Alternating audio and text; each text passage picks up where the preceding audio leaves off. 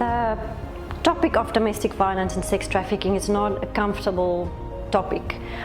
It's not necessarily something people want to hear about, but that doesn't take away the magnitude and the prevalence or the existence of it. Unfortunately, India has been once again ranked the country that's the most dangerous in the world to be born a baby girl. But what does it mean? I mean, we sometimes get overwhelmed with the numbers and the stats, but I think we still need to give context to that. In India, almost close to 50% of married women face domestic violence. We know that the numbers are that almost 50% of children in India are being sexually abused.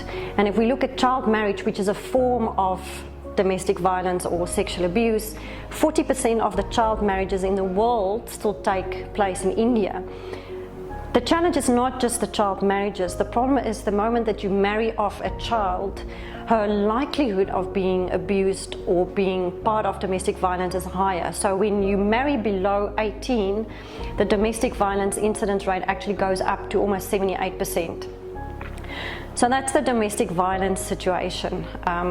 If we come to trafficking, and specifically sex trafficking, which is what we focus on and what we work with,